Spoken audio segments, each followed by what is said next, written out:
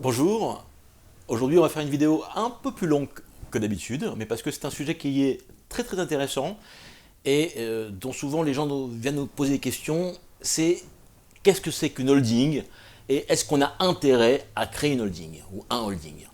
Donc je vais vous expliquer un petit peu comment ça marche, parce que ce sont des sujets vraiment qui sont passionnants. Alors en général, vous détenez une société, vous êtes là, personne physique, et vous détenez votre société en direct. Et la holding, c'est une société qu'on vient intercaler entre vous et votre société. Ça veut dire que vous allez détenir 100% de la holding qui elle-même détient la société qui travaille. Première opération, cette création de holding, soit c'est votre propre société, et dans ce cas-là, vous allez apporter les titres de votre société à la holding, ce qui va vous permettre de valoriser votre capital, de valoriser votre entreprise. Imaginons que vous ayez créé votre société il y a 10 ans, et que le capital est de 10 000 euros et qu'elle vaut aujourd'hui 1 million d'euros, bien vous avez compris que vous allez l'apporter pour une valeur d'1 million d'euros, et ici on va avoir 1 million d'euros et des titres pour 1 million d'euros, et donc quelque part votre capital est valorisé. Première chose, c'est donc, j'ai déjà une société, j'apporte mes titres à une holding, et je valorise. Il faut passer par un commissaire aux apports, ce n'est pas l'objet de la vidéo. Mais ce n'est pas quelque chose de compliqué. Deuxième intérêt de la holding, je parle de la création, c'est quand je veux acheter une société. Quand je veux acheter une société, eh bien, je vais créer une société qui va elle-même s'endetter pour acheter la société. Pourquoi je passe par la création d'une société? Parce que vous avez compris que si je devais acheter une société d'1 million d'euros et que je dois payer, moi, à titre personnel, les remboursements d'emprunt sur 1 million d'euros, eh bien, il faut que je passe par la case salaire, et donc par la case impôt sur le revenu, et par la case charge sociale, et le million va me coûter 2 millions. Donc, j'ai intérêt à créer une société qui va, elle, s'endetter et acheter les titres et payer le remboursement de l'emprunt. Alors, en fonctionnement maintenant, comment ça fonctionne? Une fois que j'ai créé ma holding, comment ça fonctionne? D'abord, vous avez compris que si je suis bénéficiaire ici, et c'est tout l'intérêt de la holding, je vais distribuer les dividendes à ma société holding pour me permettre de payer l'emprunt. Et ici, je n'ai pas d'impôt. Quand je distribue une société à l'IS à une autre société à l'IS, je n'ai pas d'impôt, j'ai un tout petit frottement fiscal sur 5% des montants de dividendes, donc on va dire qu'il y a 1% d'impôt. Il y a très peu d'impôt quand je remonte la trésorerie ici, et ça me permet de payer mon emprunt. Ça, c'est le premier intérêt. Le deuxième intérêt, imaginons qu'il n'y ait plus d'emprunt, ou que j'ai fait un apport lors de la création de la holding, et imaginons que cette société-là, et c'est en général le cas, est très bénéficiaire, qu'elle gagne 1 million d'euros par an, et bien si je distribue à titre personnel le million d'euros, je vais avoir la fameuse flat tax, et je vous invite à aller voir notre vidéo sur la flat tax. Vous allez avoir la flat tax de 30%, c'est-à-dire que le million que vous allez remonter, il vous restera à l'arrivée que 700 000. Donc si vous voulez investir dans l'immobilier, investir autre chose, eh bien vous avez moins d'argent pour le faire. Donc l'intérêt de la holding, c'est de dire, je distribue mon million à ma société mère, la société holding, et comme il y a très peu de fiscalité, eh bien avec ce million qui reste, moins le très peu de fiscalité, eh bien, je vais pouvoir investir 1 million dans une SCI par exemple. D'accord? Donc deuxième intérêt, c'est qu'en vitesse de croisière, je n'ai pas de fiscalité à l'intérieur du système. Et donc j'ai plus d'argent pour investir.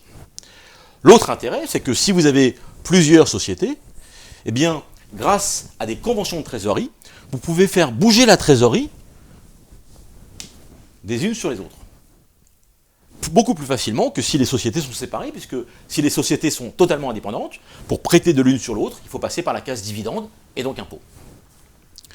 Autre intérêt dans le fonctionnement, c'est que si celle-ci est très bénéficiaire et que celle-ci est très déficitaire, eh bien, rien ne vous empêche de faire ce qu'on appelle une intégration fiscale et de considérer, sur le plan fiscal, que c'est une seule et même société, et donc de compenser les plus et les moins.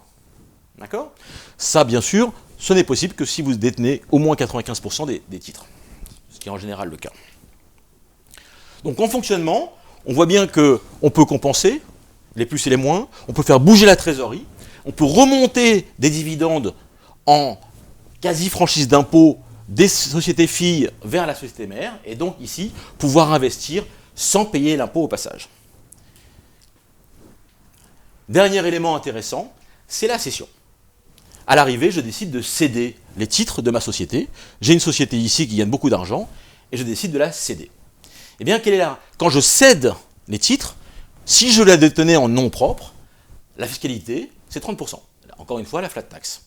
Mais quand on a une société, un holding qui détient les titres d'une société fille, et qu'elle vend les titres, alors je n'ai pas d'impôt.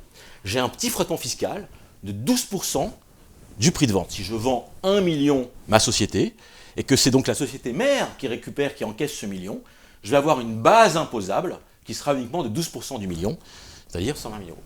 Donc c'est beaucoup moins cher que le million. Et ça me permet, vous l'avez compris, je paye mon impôt, et je peux réinvestir beaucoup plus que seulement 70%. Donc c'est vraiment intéressant de faire ce schéma-là. Mais il faut que vous sachiez une chose, c'est que si ces titres sont détenus par la société holding depuis moins de 3 années, alors l'État vous dit, attention, tu viens de créer ta holding, si tu veux vendre maintenant, il faut que tu réinjectes le produit de la vente au moins à hauteur de 60%, avant c'était 50%, on est passé à 60%, que tu réinjectes le produit de la vente dans une activité économique à hauteur de 60% et que tu gardes cette activité économique pendant au moins 2 ans. Donc, je répète, si je détiens ma holding, les titres de ma société fille depuis plus de 3 ans, je vends et j'ai simplement 12% d'impôt. Si mes titres sont détenus par la société mère depuis moins de 3 ans, je dois réinvestir au moins 60% du produit de la vente dans une autre activité économique et la garder pendant au moins 2 ans. Alors il y en a qui me disent, activité économique, oui, je vais acheter des SCI. Ce n'est pas une activité économique. Une activité économique, c'est une activité, par exemple, je ne peux pas acheter de société titrée, de société cotée en bourse, d'accord ? Ce n'est pas une activité économique au sens de la réglementation fiscale. Mais quand on réinvestit, on peut donc ne pas payer d'impôts. Voilà les 3 éléments. Alors, il y a d'autres intérêts de la holding, mais c'est principalement ces 3-là, je répète. L'acquisition pour financer l'emprunt. En fonctionnement, c'est pour remonter les dividendes, faire circuler la trésorerie, éventuellement compenser les pertes et les bénéfices. Et en cession, c'est pour éviter l'impôt sur la cession, puisque c'est beaucoup moins cher, et encore une fois, réinvestir. Voilà, j'espère que tout cela aura été clair pour vous. Il vous faut de toutes les façons l'aide d'un spécialiste pour créer ces opérations-là. Sachez que ce n'est pas forcément très coûteux de créer une holding, mais ça n'a d'intérêt que si effectivement il y a du résultat, que si effectivement il y a des plus et des moins ici ou là, que s'il y a de la trésorerie, et que ce n'est pas la peine de créer des holdings pour des sociétés qui sont très petites. Voilà, on se tient bien sûr à votre disposition pour tout renseignement complémentaire. C'est vraiment des choses passionnantes que nous aimons faire au quotidien ou presque. Merci.